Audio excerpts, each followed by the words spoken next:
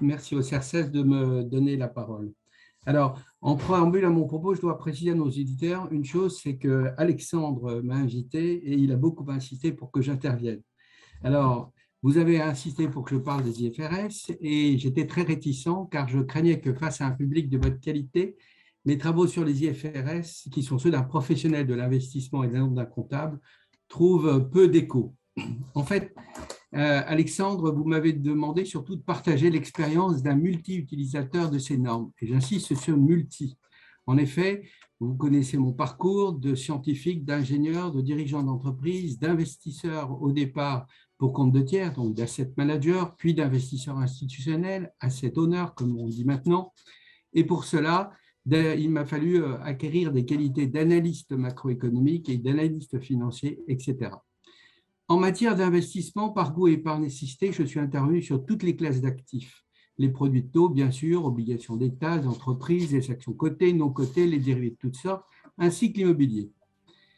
Et donc, pour ce faire, depuis le milieu des années 80, j'ai regardé beaucoup de jeux de compte et des reportings de toute nature. De même, pour me conformer à la réglementation S2, j'ai approfondi les représentations utilisées des actifs et des passifs, ainsi que, de façon précise, les modèles imposés dorénavant dans la réglementation.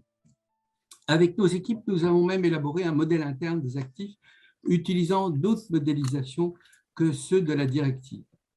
Tous ces regards, quelquefois successifs, souvent simultanés, m'ont mis dans la position d'un observateur de normes financières, notamment comptables et prudentielles, et cette expérience m'a forcé à essayer de comprendre les concepts structurants de ces normes. Cette observation m'a aussi rendu attentif aux conditions d'émergence de ces concepts qui sont à la base des textes normatifs.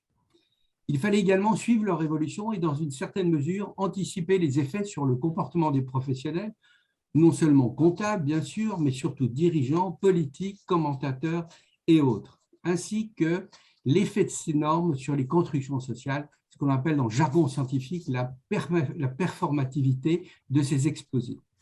Aussi, depuis 40 ans, j'ai été utilisateur de normes comptables, tout d'abord dans mes entreprises pour rendre compte, et comme investisseur et analyste financier pour rendre réel, à partir des chiffres communiqués, les entreprises, leurs forces, leurs faiblesses et leurs potentiels. C'est donc principalement en utilisateur, on va dire averti, que je vais vous décrire comment j'ai perçu ces normes IFRS à leur arrivée et vues en action. Et comment je les ai vues structurer assez rapidement, non seulement notre vision des activités économiques, mais surtout nos actions et organisations. Alors, c'est un sujet qui est extrêmement foisonnant et je me suis exercé à dégager 4 points principaux sur ce thème. Mais il y aurait beaucoup d'autres entrées possibles. Le premier point, c'est le conceptual framework ou le cadre conceptuel de l'ISB. Le deuxième point, ça sera le sujet de l'évaluation à la juste valeur. Le troisième point, ça sera une petite question, je dirais, un petit peu historique, en disant d'où viennent les IFRS et qui a apporté les IFRS. Et le point numéro 4, ça sera plutôt un catalogue des inconvénients des IFRS tels que je les ai vécus comme utilisateur. Alors, le point numéro 1, c'est le conceptual framework de l'IASB. Il faut bien, et que Delphine l'a rappelé, les IFRS reposent sur un ensemble de concepts qui sont théoriquement bien identifiés. Ils ont été rédigés pour cela sous forme d'un conceptual framework, donc un cadre conceptuel, une espèce de charte qui a été adoptée en 1989, donc il y a déjà un certain temps.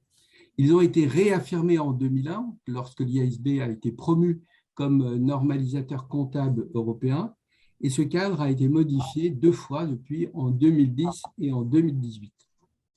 Dans sa version initiale, et même si certaines atténuations ont été faites depuis, plusieurs points sont apparus aux observateurs comme centraux, et ils restent très déterminants. Le premier point, c'est que le destinataire privilégié des états financiers est l'investisseur. Mais, et j'en parle en connaissance de cause, c'est un investisseur très restreint dans ses buts. Il est principalement vu comme un trader, soucieux de savoir à tout moment comment et à quel prix il peut acheter ou vendre sa participation, l'actif qu'il détient. Le deuxième point important, c'est que ces normes se veulent universelles. Elle concerne tous les secteurs d'actifs sans exception et tous les pays. Le troisième point, c'est une domination de la substance sur la forme.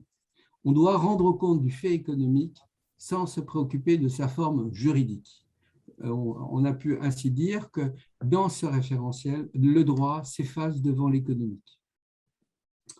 Enfin, un autre point central, c'est le rôle central qui a été donné à l'évaluation avec l'introduction du principe de la fair value en anglais. Alors, la conséquence de ce conceptual framework, outre l'introduction de principes spécifiques sur lesquels nous allons revenir, réside dans le fait que les normalisateurs ont voulu ainsi structurer et donner une cohérence à l'ensemble de leurs normes. L'IASB a donc une démarche qui est principalement constructiviste, qui se veut rationnelle et systématique. Et ces trois mots sont très importants. On pourrait y revenir plus tard. En conséquence, du point de vue de l'organisation générale du système européen, l'IASB est devenue une autorité épistémique, comme on dit en langage universitaire, c'est-à-dire une institution surplombante, autogérée et dont les avis rationnels s'imposent, et ce, sans contrôle du politique. Et il faut noter que cette situation est contraire à son homologue américain, le FASB, qui est soumis, lui, au Sénat américain. Et de fait, dans cette démarche, le pragmatisme et l'expérience ne sont pas pris en compte, ou ne sont pris en compte que de façon très marginale ou très difficilement, qu'à l'occasion de crises, et encore vraiment de façon vraiment très prudente. Il y a eu une exception, c'est en 2003, lors de l'adoption de ces normes, il y a eu des débats et des oppositions qui ont permis des améliorations de l'IFRS, notamment 9, qui concerne les instruments financiers, qui est devenu après l'IFRS 39. Alors, dans la crise de 2008, par exemple, a conduit à stopper une démarche de full fair value, qui est promue par le FASB américain, mais qui n'est pas abandonnée non plus, et a permis le débranchement de certains dispositifs de valorisation systématique des actifs. Donc, Conceptual Framework donne une structure avec une démarche constructiviste. C'est ça le point qu'il faut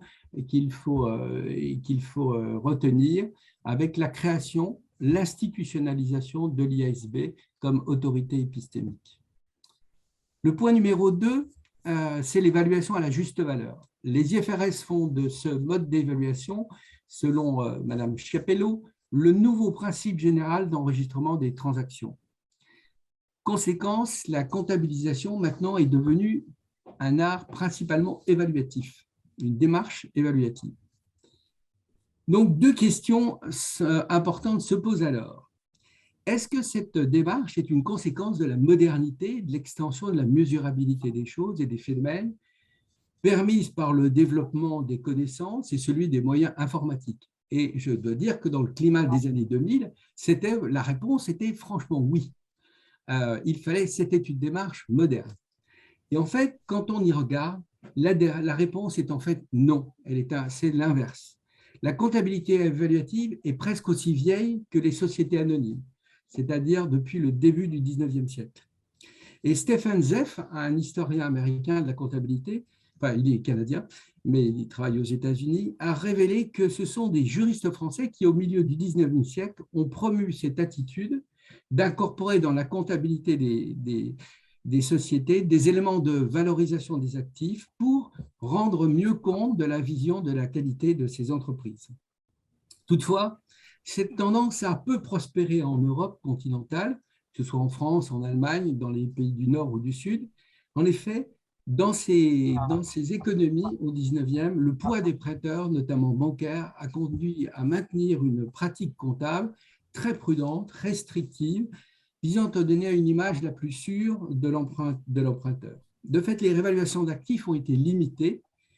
Souvent, même dans certains cas, les actifs n'étaient même pas pris au coût historique amorti, mais en valeur de liquidation dans le cadre d'une situation de mise en faillite. En revanche, aux États-Unis, le développement des activités boursières a facilité une démarche inverse où la pratique d'incorporer des réévaluations d'actifs aux résultats éventuellement distribuable, a été validé par plusieurs jugements, et notamment, c'est la tradition aux États-Unis, par un arrêt de la Cour suprême des États-Unis, un arrêt en 1898, et c'est le cas Smith versus Ames. Mais cette pratique s'est renversée à 180 degrés après la crise de 1929. Ce fut une des premières décisions prises en 1935 par la toute nouvelle SEC, Security Exchange Commission. Il faut alors citer le rôle éminent dans cette décision de Robert Ely, le premier commissionnaire de la SEC, de la toute nouvelle SEC. Ely a exprimé jusqu'à sa mort et à la fin de son mandat, par conséquence en 1947, le rejet de la comptabilité évaluative. Il disait par exemple, et je le cite, « Je pense que le but de la comptabilité est de compter, non pas d'évaluer. » Ou encore, « Je pense que la fonction adéquate de la comptabilité est de faire un enregistrement historique des événements comme ils sont survenus. » Après de telles citations, je pense qu'il est largement compréhensible que Ely ait été soigneusement oublié par nos confrères comptables. Pourquoi une telle conviction? Soyons sérieux, après l'ironie. Il faut savoir que Ely était un juriste républicain, donc non suspect dans le clan démocrate qui était à tendance assez socialiste à l'époque. Après la crise de 29, il a présidé pendant près de 5 ans une longue enquête de la Commission fédérale du commerce, la FTC, sur les causes de la crise de 29 et la brutalité du choc boursier. Outre les problèmes comportementaux, il a jugé comme centrale l'explication dans la bulle boursière et du krach, les pratiques d'incorporation de plus-value latente dans les résultats et qui avaient un effet cumulatif. En effet, la hausse du prix des actifs augmentait donc le résultat, qui justifiait une hausse des cours, etc., etc. Donc, une spirale haussière de valorisation qui ne reposait que sur du vent, que sur de l'affirmation de prix.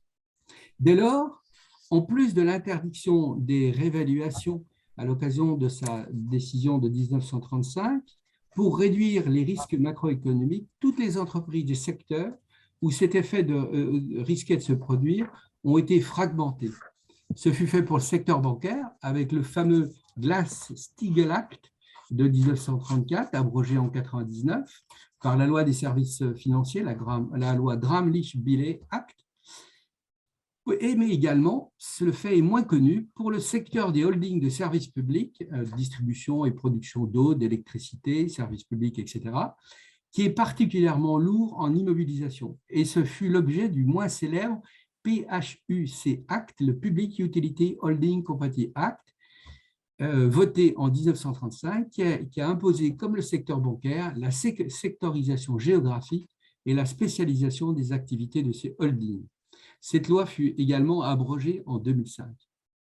Et cette doctrine de la SEC, donc contre la comptabilité évaluative, a été maintenue sans modification majeure jusque dans les années 70, où l'évaluation a été réintroduite grâce au FASB face à la nécessité de réévaluer les bilans dans le contexte inflationniste de l'époque et surtout après l'animation d'un chief accounting de la SEC qui n'avait pas connu les années 90. La question numéro 2 qu'on peut se poser sur le sujet de la fair value, c'est comment a-t-on justifié cette introduction de cette démarche? Alors, c'est une question assez vaste sur le plan universitaire qui mobilise à la fois la théorie de l'agence et surtout la théorie de l'efficience des marchés, qu'on appelle HEM en américain, sous l'acronyme HEM, et je me concentrerai sur la seconde. Alors, il faut savoir que cette théorie a été établie au prix d'hypothèses très fortes, atomicité du marché, rationalité des acteurs, etc.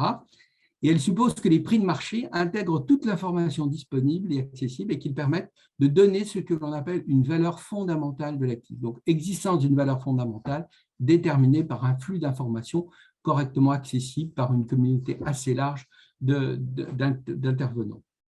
Et cette valeur fondamentale, le marché, la donne à un bruit statistique près. Le risque dans ce modèle est donc assimilé à cet écart entre le prix de marché constaté et la valeur fondamentale. Dans un de mes ouvrages, j'ai qualifié cette HEM comme une des principales idées toxiques de notre monde, qui produit donc des effets néfastes par systématisation d'un dispositif inadéquat. Et pour le professionnel qui pratique vraiment, et que j'ai été, il est clair que le HEM est une fiction. En effet, le professionnel observe bien souvent que les conditions de son application ne sont pas observées. Et pour un matheux comme moi, quand les conditions du théorème ne sont pas remplies, le théorème ne peut pas s'appliquer, ce qui est le cas de l'HEM. Et ainsi, on observe très souvent sur les marchés des concentrations d'intervenants. Ce fut clair pour le marché des dérivés, avec la fameuse baleine de Londres, le marché des matières premières, régulièrement est l'objet de ces critiques, etc., etc. Il y a également l'existence de biais systématiques, involontaires et même parfois voulus. Par exemple, quand les marchés sont sous l'emprise des politiques de quantitative easing, la liquidité vient perturber manifestement le signal prix qui serait susceptible d'être donné par les intervenants de marché. On a également parfois, ça c'est le côté noir de la face de ce système, c'est même des trucages à grande échelle où les intervenants ne sont pas exclus du marché, mais simplement sanctionnés. On pensera par exemple au scandale du Libor qui aurait mérité que les institutions disparaissent du marché. Enfin bon, c'est un autre sujet. Mais jusqu'à présent, on peut dire que rien ne vient entamer la croyance dans le rôle central du marché et qui est devenu comme une espèce de divinité suprême qui dit le vrai toujours et en toutes circonstances. Alors, pour parodier un peu le discours de Pétain, les plus anciens d'entre vous le connaissent, vous savez, Emmanuel Berle avait utilisé l'expression « seule la terre ne ment pas ». Aujourd'hui, on pourrait dire « seul le marché ne ment pas ». Alors, pourquoi cette fiction s'est-elle maintenue? De mon point de vue, la raison de ce maintien est que cette HEM permet une assimilation du prix de marché à une estimation avérée de la valeur. Et cette fair value est mise au centre au dispositif. De façon un peu paradoxale, on peut montrer que cette assimilation permet de créer une certitude. En effet, le marché, contrairement à l'apparence, on nous le présente comme très très volatile, pas rationnel, etc., en fait, il fabrique du certain en réduisant le rôle du temps à celui de la transaction. Et la transaction, elle est instantanée, très courte. Donc, le prix de marché, il est sûr. Et d'ailleurs, quand vous discutez avec des professionnels du chiffre, de la comptabilité, ils ont toujours cette appréhension que le prix de marché, c'est sûr, alors qu'on ne sait même pas si ce prix a un sens. Et quand on essaie de leur expliquer ça en tant que professionnel de l'investissement, on est face à un mur, mais un mur vraiment, je vous dis, épais, bétonné et renforcé à l'acier. De fait, l'AHEM permet d'écarter le temps qui est le lieu de l'incertitude. Et ça, c'est un sujet majeur. C'est un de mes dadas que j'ai développé dans plusieurs de mes ouvrages. Le temps disparaît des référentiels.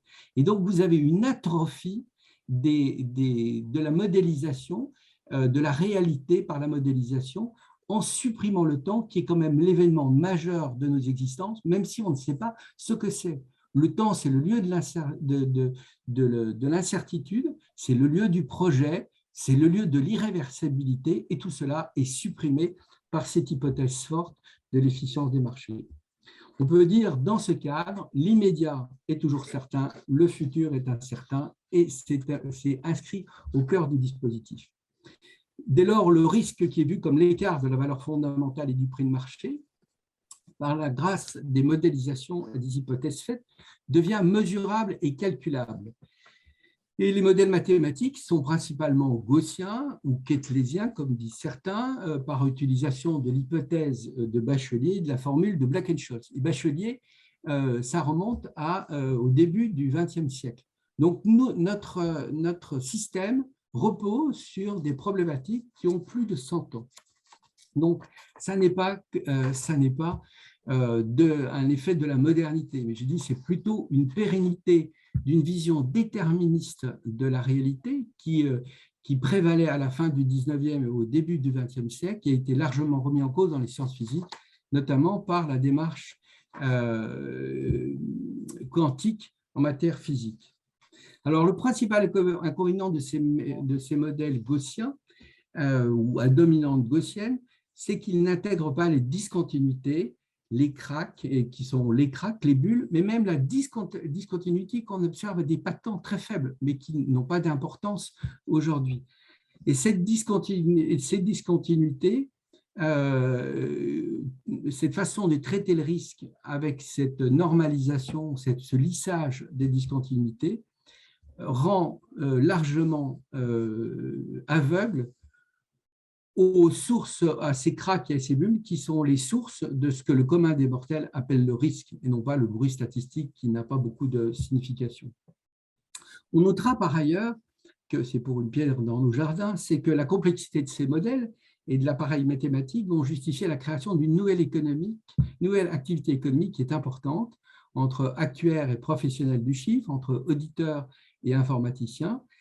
Les effectifs des consultants et des équipes de reporting et de contrôle ont donc grossi de façon, à mon avis, largement démesurée eu égard à l'utilité réelle de ces chiffres patiemment et soigneusement établis. On pourrait dire que toutes ces équipes et tous ces appareillages sont une occasion de business fructueux et ce n'est pas neutre dans notre système parce que chacun cherche à promouvoir les idées qui facilitent son activité. Le point numéro 3 que je souhaitais voir avec vous avec ce regard rapide sur le principe de la fair value, c'est d'où viennent les IFRS et qui a apporté les IFRS. Très brièvement, on rappellera que l'ancêtre de l'IASB était l'IASC. Excusez-moi, Hubert. Pardon ? Excusez-moi, Hubert Rodari. Simplement, on m'a chargé d'être maître du temps. C'est pour vous signaler qu'il nous reste voilà, allez, quelques petites minutes pour ça va. finir votre superbe intervention. Merci beaucoup. Alors, très brièvement, donc l'IASC a été créé en 1973 sous la pression des Britanniques. Et en effet, à cette époque, ils souhaitaient s'imposer à une tentative continentale, principalement française et allemande, de normalisation comptable initiée dans le début des années 70. Et ils réussirent leur manœuvre puisque cette normalisation n'a jamais eu lieu. Et cette même année, le FASB avait été créé en remplacement de l'APB, l'Accounting Principles Board, et du comité de la procédure comptable de l'Institut américain des comptables certifiés. C'est donc ensemble que l'IASB et le FASB ont travaillé. Ils avaient beaucoup de participants communs issus des Big 8 devenus Big 4 par la suite. Et l'association IOSCO des bourses, enfin des surveillants des bourses internationales, largement dominée par les Américains, a poussé à l'harmonisation des référentiels pour faciliter la cotation des sociétés. L'IASC a été relancé par l'adoption du Conceptual Framework dont nous avons parlé et à une adoption de la fair value en parallèle à ce qui s'est passé aux États-Unis. Voilà, donc on peut dire que l'IASC puis l'ASB qui lui a succédé en 2001 ont concouru à transplanter le cadre conceptuel américain dans la vision des marchés et des pratiques professionnelles et à implanter une culture du risque, on va dire, d'origine américaine. Alors, certes, il n'y a pas d'identité entre toutes les normes et le FASB a même, après avoir un temps étudié la convergence avec les normes IFRS des US GAAP, a finalement abandonné ce projet. Mais le cadre conceptuel, la structure, c'est ça qui est important, est le même. Alors, quels sont les inconvénients des IFRS? Et on va essayer d'aller rapidement pour faire plaisir à Clément. Le premier point, c'est que les reportings sont centrés sur l'investisseur. Et même si l'IASB s'en défend en mettant en avant d'autres utilisateurs des états financiers, il n'en demeure pas moins que l'investisseur, pris au sens étroit d'acheteur d'actifs, est plus particulièrement ciblé. Le prêteur, le salarié, les autres parties prenantes, l'environnement, etc., etc. Tout ça n'est pas pris en compte. Et l'adaptabilité éventuelle des références actuelles est donc difficile à faire. Le problème de la norme universelle, c'est le deuxième point, identique pour les acteurs, pose problème. Parce qu'il y a des problèmes d'activité spécifiques dont le référentiel n'arrive pas à rendre compte. Et on peut citer deux cas, l'immobilier, où les flux d'activité sont faibles par rapport à la valorisation des stocks, et bien évidemment le secteur des activités d'assurance. Axer le travail sur la comptabilisation a plusieurs inconvénients également. Le premier, c'est la volatilité des résultats qui est bien connue. Le deuxième, qui est un peu moins, c'est la disparition de la prudence, ou plutôt sa transformation. La prudence dans les IFRS est seulement l'usage pertinent des dispositifs et des hypothèses ou données pour utiliser l'évaluation. Or, dans le langage courant, la prudence, c'est plutôt de se garder des marges de manœuvre. En comptabilité, cela traduit par des amortissements plus forts et par des provisions de lissage. Ces pratiques sont strictement interdites dans les IFRS. Le troisième est un peu plus aussi problématique, c'est la disparition d'un suivi précis du cash et sa transformation qui est essentielle pour comprendre et suivre ce qu'apporte l'exploitation de l'entreprise. Les réformes ultérieures de l'IFRS ont un peu amélioré ce point.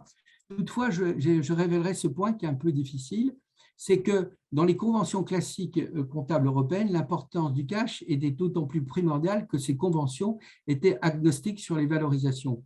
Le cash, lui, qui avait une valeur certaine, jouait d'une certaine façon le rôle pivot que l'actif valorisé à la fair value dans le dispositif IFRS. On perçoit ainsi le renversement des concepts entre la comptabilité évaluative et la comptabilité qui compte. La fiabilité, de mon point de vue, est plus hasardeuse compte tenu de la complexité de la mise en œuvre. Paramètres, hypothèses multiples et calculs nombreux rendent beaucoup plus incertain l'appréciation des phénomènes qui veulent être encadrés. Et l'IFRS 17, donc de la comptabilité des activités d'assurance, est à ce titre une monstruosité et une complexité d'un coût vraiment important. Cette complexité, ce déséquilibre entre les variations de valeur et l'activité de l'entreprise a obligé certains secteurs à adopter des reportings spécialisés, et c'est le cas donc de sociétés immobilières, comme je citais tout à l'heure.